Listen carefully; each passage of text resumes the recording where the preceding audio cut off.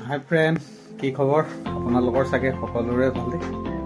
আৰু এতিয়া ঘৰত অকলে, ৱাইফো নাই। ৱাইফ গ'ল ঘৰলৈ, যিহেতু বাই শাহু বিয়া আছিলে, বিয়াত গুচি গ'ল। এতিয়া অকলে থাকিবলগীয়া হৈছে। আৰু বিশেষকৈ ময়ো যাব নাপালোঁ, যিহেতু ডিউটি চলি আছিলে। ৰাতিপুৱা 6টাৰ পৰা পূৰা ডিউটি চলি আছে, সেইকাৰণে যাব পৰা নাই ক'লৈকো। ডিউটিতে বিজি হৈ থাকিবলগীয়া আছে। এতিয়া 8:40 হৈছে, অফিচৰ পৰা আহি পাইছোঁহি। যিহেতু 1 তাৰিখ আজি লাষ্ট ডেট আছিলে। এবাৰ চাউল সোমোৱা বহুত দেৰি হোৱাৰ কাৰণে মানে ৰাতিলৈকে অলপ চাউল দিবলগীয়া হৈছে। যিহেতু 1 তাৰিখৰ পৰা 10 তাৰিখলৈ দোকানবিলাকে চাউল দিবই লাগিব যিহেতু। আৰু তেনেকৈ আমিও দি ক্লিয়াৰ কৰিব লাগিব, তেতিয়া দোকানীসকলে দিব পাৰিব। আৰু খুবেই বিজি আজি। আৰু এতিয়া কি কৰিব আৰু, অকলে ঘৰত আছোঁ, যিহেতু খানা বনাই খাব লাগিব। আৰু কি বনাম আজি দেখুৱাম মই, যিহেতু ঘৰত আছোঁ। এতিয়া 8:40 খানা বনাবলৈ লৈছোঁ। কি বনাম আজি দেখুৱাম, সেয়াও আপোনালোকক চাই থাকিব আপোনালোকে শেষলৈকে। আৰু গাইছ, এতিয়া বৰ্তমান পাকঘৰত সোমাই আছোঁ। এয়া দেখিছে গেছ জ্বলি আছে। প্ৰথম ভাত বনাই লৈছোঁ, যিহেতু ভোক লাগিছে, দিনটো একো খোৱা নাই। আৰু ভাত বনাই আছোঁ। এতিয়া খানাত পূৰা বিজি হৈ আছোঁ, যিহেতু আকৌ ৰাতিপুৱা মৰ্ণিং 6টাত ডিউটিত যাবই লাগিব। যিহেতু কেইটামান খাই সোনকালে ৰেষ্ট ল'ব লাগিব। আৰু ভাতৰ লগত কি বনাইছোঁ সেয়া দেখুৱাই চাওক। আৰু গাইছ, আজি ডিমৰ ৰেচিপি এটা বনাম সুন্দৰভাৱে। এয়া প্ৰথম দেখুৱাইছোঁ আলু, যিহেতু আলু মই সিজাই লৈছোঁ। আৰু ডিমো সিজাই থোৱা আছে। ডিমটো মই ফ্ৰাই কৰিম প্ৰথমতে। আৰু এই আদা নহৰু পেষ্ট, যিহেতু খুন্দিবলৈ মন যোৱা নাই, মানে খুব ভাগৰ লাগি থকাৰ কাৰণে খুন্দিবলৈ মন যোৱা নাই কাৰণে ডাইৰেক্ট পেষ্ট কিনি আনিছোঁ। আৰু এয়া হৈছে পিঁয়াজ, আৰু কাষতে আছে জলকীয়া। আৰু ইয়াত আছে বিলাহী, আলু, ডিম আজি বনাম মই, দেখুৱাম আপোনালোকক। এয়া দেখিছে, মোৰ খানা আজি এনেকেই হ'ব, যিহেতু অকলে আছোঁ যিহেতু। আৰু এনেকেই বনাম, ভাল হ'লেও খাব লাগিব, যিহেতু বেয়া হ'লেও খাব লাগিব। এয়া দেখিছে, আৰু বনাম এতিয়া, দেখুৱাম মই বনোৱা আপোনালোকক। ডিমটো মই এনেকৈ প্ৰথমতে ফ্ৰাই কৰি লৈছোঁ, অলপ ৰঙা কৰি ল'ম। যিহেতু ইয়াত কাটি দিয়া হৈছে, ৰঙা হ'লে ভাল লাগে খাই, যিহেতু দেখিছে ৰঙা কৰি লৈছোঁ। অলপ ৰঙা কৰাৰ পাছত ইয়াতে আদা নহৰু, ডিমটো নমাই দিম যেনিবা।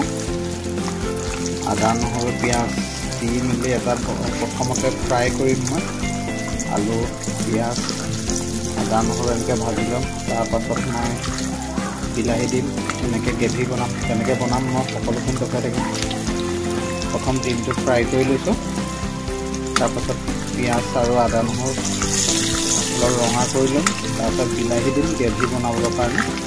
লাষ্টত আলুটো দি পেলাই অলপ মানে গ্ৰেভি টাইপ কৰি দিম।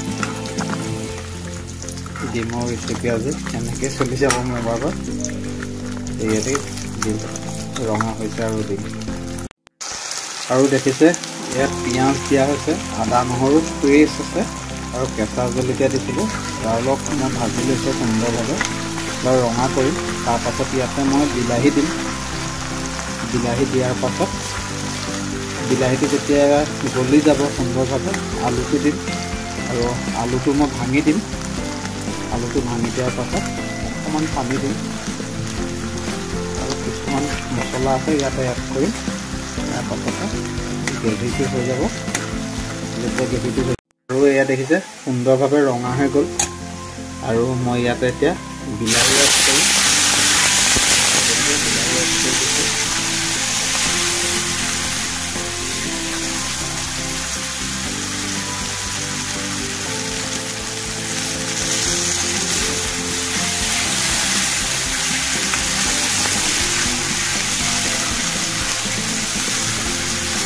এতিয়া বিলাহীটো মই যিহেতু অলপ গলাম, মই গলোৱাৰ পাছত আলুটো ফ্ৰাই কৰিম, তাৰ দেখুৱাম আপোনালোকক। আৰু মই পিঁয়াজ আৰু বিলাহীটো গ্ৰেভি টাইপ হৈ যোৱাৰ কাৰণে মানে কি কৰিলোঁ, মই আলুটো দি দিলোঁ। ইয়াতে বিলাহীটো গলি গৈছে, যিহেতু আলুটো দিছোঁ। আলুটো অলপ দেৰি ভাজি ল'ম মই। এনেকৈ ভজাৰ পাছত আলুটো মই ভাঙি দিম। আৰু ভাঙি দিয়াৰ পাছতে পানী দিম। তাৰ আগত মই মছলা এড কৰিম। ইয়াতে আপোনাৰ জিৰা দিম, গৰম মছলা অকণমান দিম, অলপ লং ইলাচি গুড়া আছে, যিহেতু গুড়ি কৰি থোৱা আছে, লং ইলাচি গুড়ি দিম। খুবেই সুন্দৰ হয়, যিহেতু স্মেলটো খুব ধুনীয়া আহে, সেইকাৰণে লং ইলাচিটো দি পেলাই মই বনাওঁ সদায়। বিলাহী গলি গৈছে আৰু আলুটো অলপ ভাঙি লওঁ, ভঙাৰ পাছত পানী এড কৰিম, তাৰপাছত অলপ উতলাৰ পাছত ডিমকেইটা দি দিম, হৈ যাব আৰু আজি খানাটো। এয়া দেখিছে, আৰু কাষতে এয়া ভাত বনাই থৈছোঁ প্ৰেছাৰত, এয়া আৰু এয়া এইপিনে পূৰা একদম গ্ৰেভি বনাই আছোঁ। ডিম এয়া দেখিছে ফ্ৰাই কৰি থোৱা আছে, আৰু ইয়াত আৰু ডিম দি দিম, গ্ৰেভি হৈ যাব। আৰু গাইজ মোৰ গ্ৰেভি ৰেডি হৈ গ'ল, এয়া দেখিছে পূৰা সুন্দৰভাৱে গ্ৰেভি ৰেডি কৰি দিলোঁ। আৰু ইয়াতে এতিয়া মই এড কৰি দিম ডিমকেইটা, ইয়াত দি দিছোঁ ডিমকেইটা সুন্দৰকৈ, আৰু ডিম দিয়া হৈ গ'ল। অলপ উতলিবলৈ দিম, উতলাৰ পাছত ইয়াতে অলপ ধনিয়া কাটি দি দিম, খুব সুন্দৰ হ'ব ধনিয়াৰ গ্ৰেড দিলে, ধনিয়াৰ স্মেলটো আহিব। আৰু আজি খানা এয়াই, দেখিলে আপোনালোকে কি বনাইছিলোঁ, সকলোখিনি দেখুৱালোঁ আপোনালোকক। আৰু গাইজ মোৰ খানা ৰেডি হৈ গ'ল, আৰু ডিমৰ কাৰী চাই আপোনালোকে কেনে পালে কমেণ্ট বক্সত কমেণ্ট কৰিব। আৰু ভিডিঅ'টো চাই যদি ভাল লাগিলে লাইক কমেণ্ট শ্বেয়াৰ সকলোখিনি কৰি দিব। আজিলৈ বাই বাই।